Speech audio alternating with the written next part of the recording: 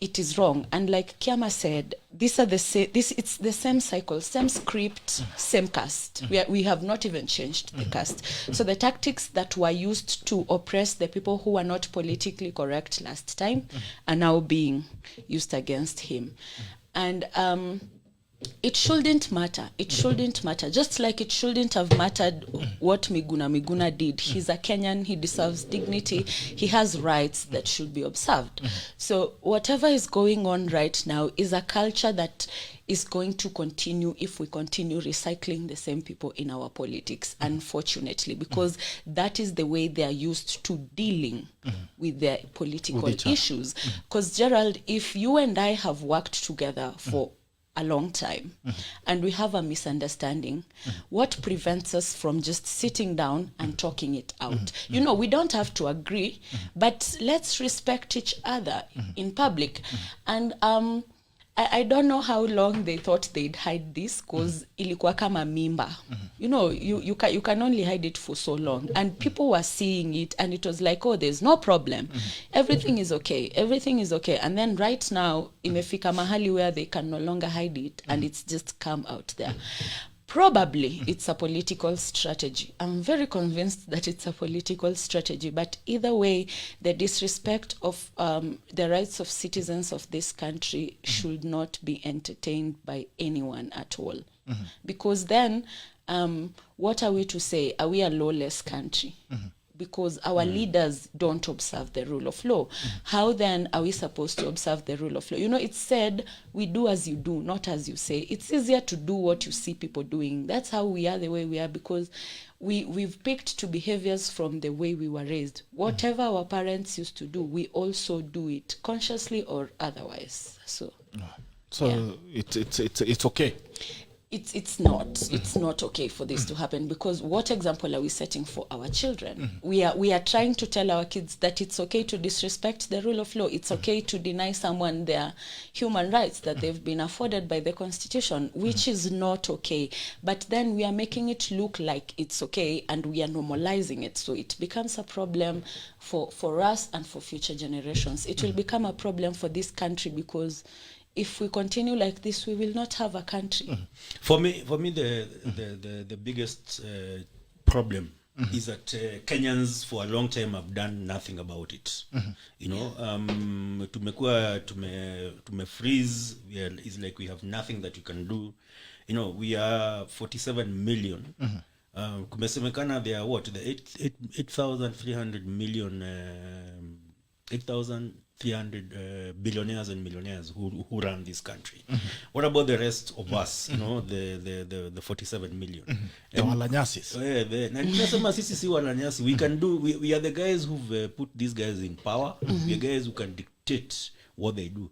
Unajua miambia watu hata tukaenda demonstration tuseme wa Kenya 1 million watokezea Nairobi, tuko kwa streets, watume polisi wote, you know, all the police in Kenya watumwe, they are less than 100,000, and kila mtu akiwa na gun.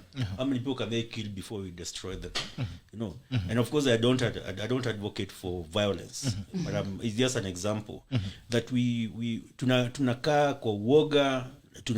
We do nothing when we can do so much, and which is why I and a few guys have come together and said, pana lazima tugeuze hii mambo. We have the power, we have the capacity, we have the intellect to run this country differently, and we have the right. People's power. Ndio tumesema tumeanza kongamano la mageuzi. Lazima tugeuze na tupindue, and peacefully. Si ati guns ama kwenda kwa forest. Unajua kupindua.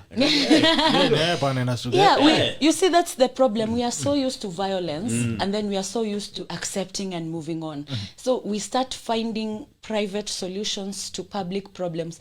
Public schools are bad. Okay, fine. I'll take my child to a private school. The public transport system is bad. I will buy a car. We don't hold our leaders accountable to that which we've put them in place to do. So tumejifinyilia tu mahali where it's like they decide. Yani, we have made them demigods. They have our future in the palm of their hands. And it doesn't make sense. And you see, this culture has been propagated from the colonial masters. Because hao ndio walikuwa wanaogopwa. In an ideal setting, the government is supposed to be afraid of the people, because the people are the employers. The constitution of the constitution 2010 did one thing to address what Lucia has just mentioned, the colonial setup of this country. This country was set up to extract, kutoa mali, whether ni kahawa ama ni chai ama ni mahindi na nini, na hiyo chai, majani chai and all that, tourism, put that money in the Queen's pockets. Sasa wakati Kenyatta alitake over, Jomo Kenyatta, the first Kenyatta, he transferred that extractive nature of the state to his family. Unaona? Moi akachukua akasema nafuata nyayo, akafuata nyayo na yeye akafanya the same thing. So the constitution that we fought for, many people died for this constitution that we have. In 2010 was meant to change that. Sasa ikuwe ina extract, yes, you're collecting taxes from Kenyans and all that, but you're using those taxes to advance Kenya, to help Kenyans. That's why we devolved power to mashinani. No. And what Uhuru is doing is clawing back that and he's trying to destroy devolution. Ndio irudi tena, ndio akisema tenda tunapatia bitok ya kusupply ma hospitali zote Kenya. Look at what they've been fighting. The health sector, and unataka kurudisha, umeona COVID billions huko hizo story. And we told people when the strikes were happening, they were actually sponsoring some of these strikes so that health is nationalized again. Hizi vitu ndizo tunasema the constitution was supposed to fight that, and that's what Lucia is saying. You're no longer a colony. No. But you're being run like a colony. Like a colony. Uhuru is not a king. He's a president. He has responsibilities. The constitution talks about what his responsibilities are. The deputy president is elected also. Hata yeye kuna responsibilities. As much as anapigwa sahi, ni kazi gani amefanya? Anatuambia atafanya sijui when. What has he done so far in the last 8 years? And why, if he hasn't done anything in the last 8 years that can be, the stadiums, he stood in front of Kenyans in 2017. He told us, we promised you stadiums 5 years ago. We have not built them, but we're going to build them in the next 6 months. Anasimama kwa kanisa anasema muongo ni mbaya. But anakuja uongo. I saw a video doing rounds whereby he's giving one promise and then not fulfilling.